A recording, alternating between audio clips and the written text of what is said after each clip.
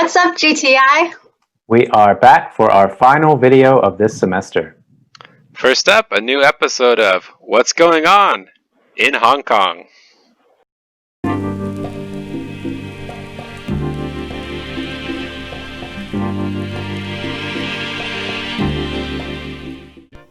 Hello, and welcome to the second episode of What's Going On. Today, I'll be talking about some of the protests happening in Hong Kong right now. You might have seen these protests on TV and wondered, why are so many people so upset and angry? Well, these protests are mostly about the long history of Hong Kong's fight for democracy and freedom from dangerous Chinese laws. Let's start at the beginning. In 1997, the United Kingdom passed Hong Kong's rule to China. At this time, the two countries agreed that Hong Kong would follow a one country, two systems policy, which allows Hong Kong to operate its own economy and administration separate from China. However, in 2003, China tried to pass a law that required Hong Kong to stop people from speaking out against the Chinese government.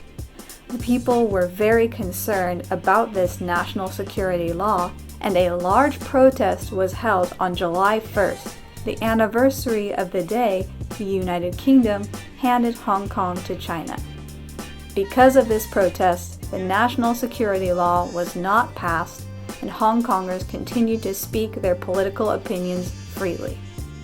Unfortunately, China did not stop trying to limit the freedom in Hong Kong.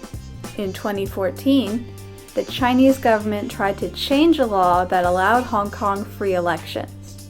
This led to the Umbrella Movement, a political protest for people who wanted free elections in Hong Kong. Sadly, this protest did not have as strong an effect as they hoped, and only minor changes to the law were made. Hong Kong people became more afraid that their freedom was in danger.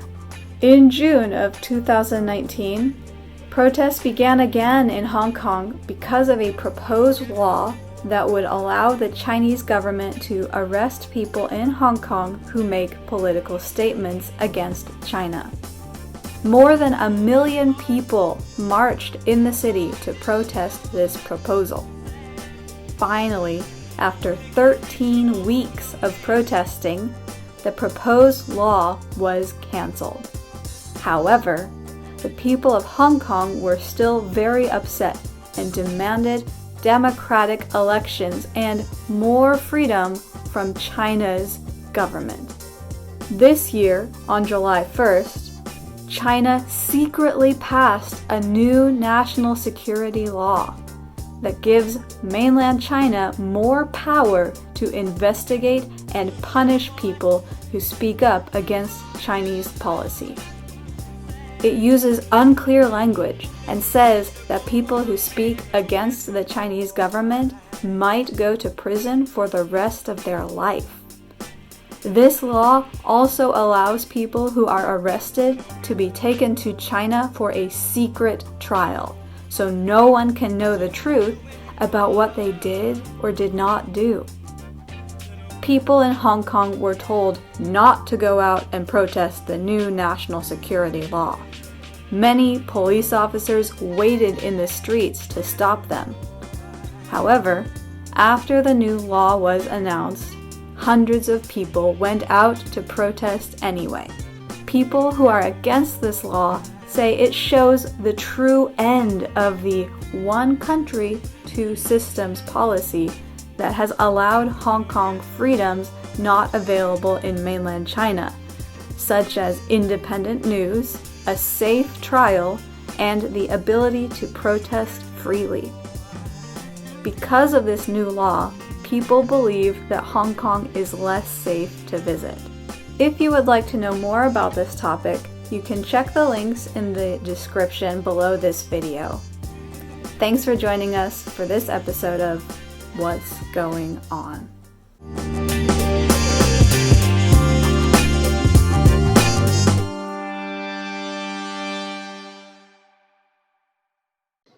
Andrew, do you have any plans for our summer break? Well, I was planning to go back to the States, but that went out the window.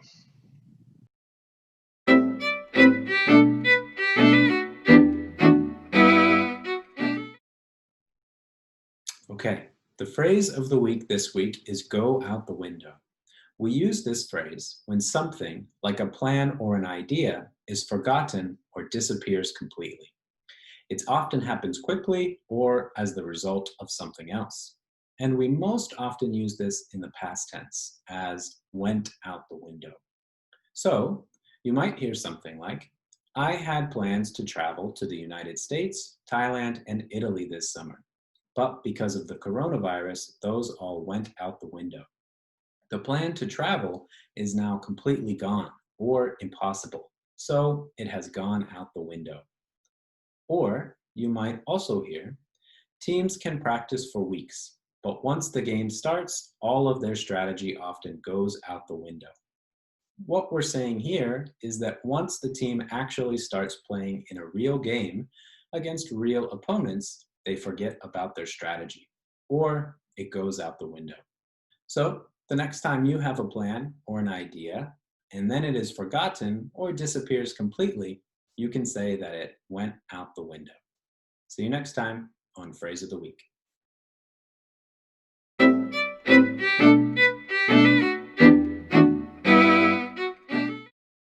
Well, it's certainly been an unusual semester this spring. It has. And for this week, we asked a couple of the teachers in the GTI about their challenges and successes this semester.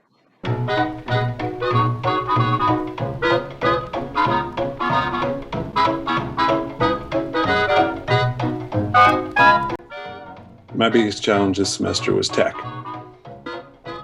Getting all my information on a learning management system, having everything in Google Docs, sharing it easily and smoothly with students was a definite challenge for me this semester. On the other hand, my biggest success was I think I improved. Have a little bit more tech skill. I have the ability now to go paperless. I'm quite comfortable with Zoom within certain parameters. I think that's my biggest success. One challenge, only one. That's difficult. But I would say having to teach 100% online and really getting the different learning platforms up and running. Google Docs, Schoology, X-Reading, but really getting the students to feel comfortable using those learning devices has been a challenge for me as a teacher. Silver lining being it's forced me to go paperless and have to learn how to teach over Zoom and again 100% emergency response teaching online. One success has been, I would say generally speaking, keeping my students interested and motivated in the course. This semester has been a huge challenge for them as well, and I think that sometimes as teachers we lose track of that. So I feel like I've done a pretty good job keeping my students inspired and engaged to do their best in the class. And I think we all look forward to the summer break. So thank you very much. Take care. One of the challenges for me this semester was at the beginning, as we were all getting used to learning online, it was a little bit more difficult than usual to get to know my students.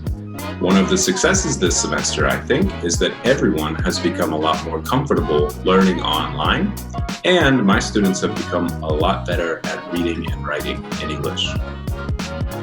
My biggest challenge this semester was trying to teach my students how to use an online learning platform while being 100% on an online learning platform. My biggest success was finding ways to implement 100% paperless classes. So when I return to on-campus teaching, I'm planning to have my class be 100% paperless and eco-friendly.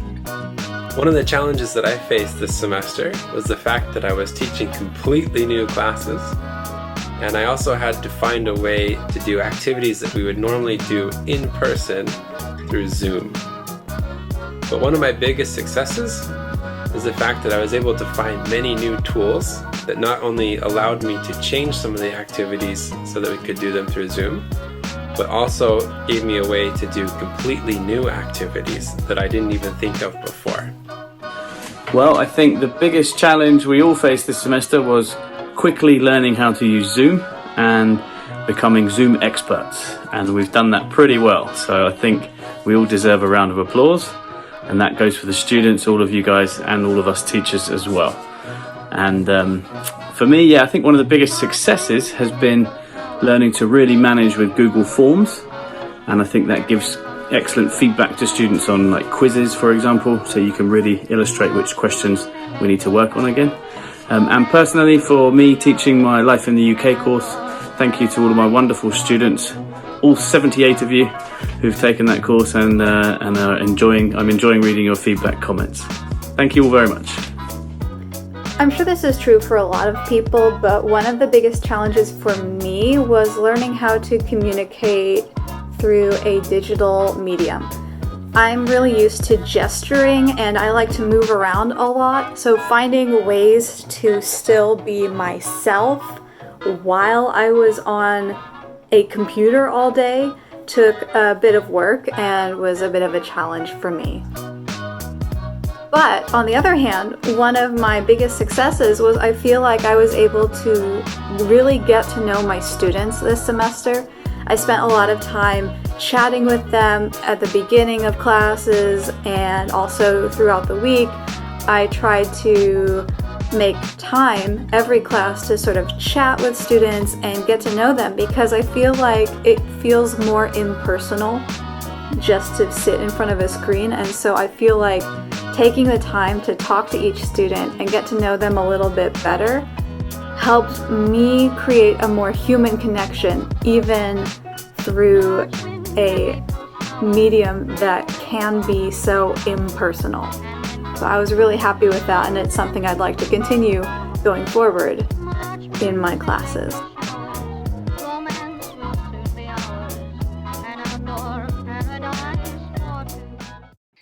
Well, that's all we have time for this semester. Good luck on your exams. And enjoy your summer break, and please be safe. We'll see you next semester.